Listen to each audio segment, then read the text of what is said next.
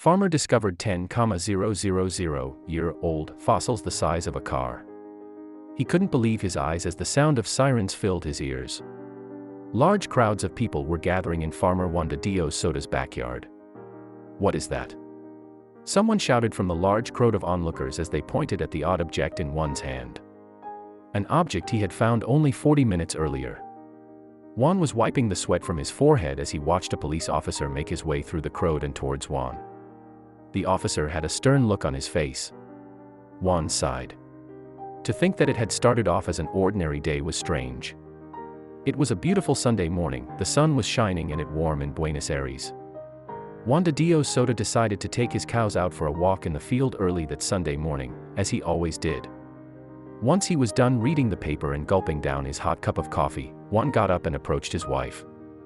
He gave her a kiss as he greeted her and made his way outside. Juan had no idea what he was going to uncover that ordinary Sunday morning.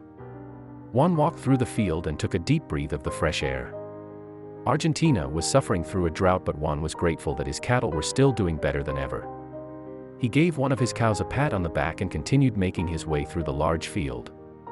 That's when one of the cows started making an odd sound that Juan had never heard before. He was startled. When thirsty, cows will do anything to get water. They will roam around for as long as they need, until they find something to quench their thirst. It had occurred before where cows' search for water could result into a stampede, but luckily, Juan's cows never acted that way. He watched his cows roam the fields, completely unaware that they would help him make an extraordinary discovery. Juan was walking through the windy field, calling the name of one of his cows. Her name was Nessie and she was the eldest of the herds. Nessie had been missing for several minutes at this point. Usually Nessie would come marching over to Juan whenever he called for her, but this time, she didn't. Eventually Juan found Nessie and a few other cows by the Valley Manca riverbeds.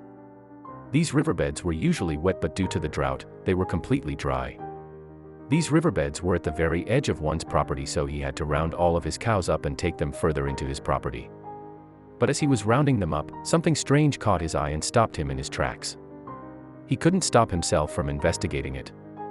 Juan had been living on his ranch for 15 years and he thought he knew every single nook and cranny of the place. He was aware that there was a secret little stream half a mile from there.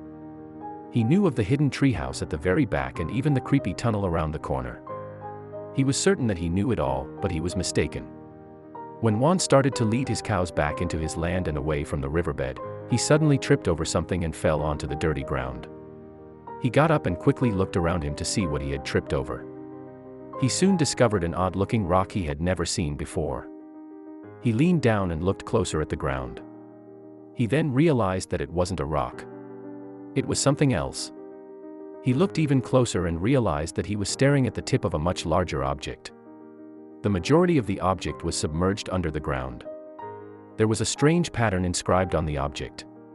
He had never seen the pattern before and it made him feel uncertain.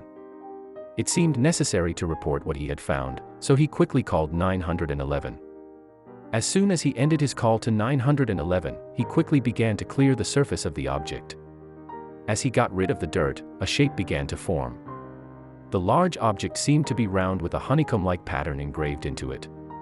Juan was baffled by this. He didn't think anything on his farm could surprise him like this, but here he was.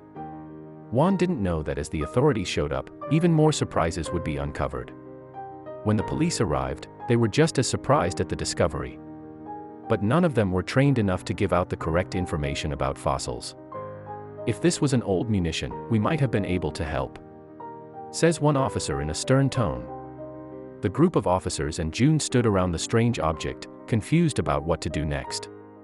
But luckily for them, a group with all the information was only up the road. The police decided to contact the local university, which pulled in the right people. They eventually brought in archaeologists and paleontologists from INCUAPA, Institute of Archaeological and Paleontological Research of the Pampean Quaternary. As soon as the team arrived, they knew they had no idea what was going to lie ahead. One of the team members, Josh, walked up to the strange object and touched it. A feeling of anxiety crept upon him. For the rest of the team, they had never seen anything like this before and were bursting with excitement. They were eager to start digging and finding out some answers. But for Josh, he remembers all too well the last time he saw something like this. It was in late 2019 when a group of fishermen found a similar object at the bottom of a river in a different part of Argentina. The object found had the same pattern as the one that Juan found, only this object was much smaller. But this small object was much more than just a broken-off fragment. After hours of intense analyzing and investigating, Josh and his team were finally able to identify the 3-feet-long object found by the fishermen. Eventually, they all came to the same conclusion: it was an egg. With that information in mind, when it came to Juan's discovery on his land, Josh and his team concluded that his discovery wasn't an egg. So what was it? We think it's a fossil of a specific kind of prehistoric creature called a glyptodons, Josh reveals to Juan in a serious yet friendly tone. Juan couldn't believe it. As if something like that was in his own backyard. But what exactly is a glyptodon? Asked Juan, curious to learn more about the history of the discovery in his garden. It turns out that a glyptodon was a large creature that roamed South America thousands of years ago. Although they look similar to turtles and tortoises, they actually aren't related. They had large scaly shells for protection and large claws. Their size varies, with many the size of a small car. But Juan's discovery had some unique details that intrigued the scientists even more. While the archaeologists and paleontologists began to dig at Juan's property, eager to find out more, they noticed something else.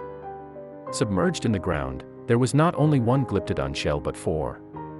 This discovery was an unusual find for the scientists as the 4 shells were different sizes, meaning they were probably a whole family. But this wasn't the only thing that would leave scientists speechless. The 4 shells were all facing the same way, to the west, and after further investigation, it appeared they all died at the same time.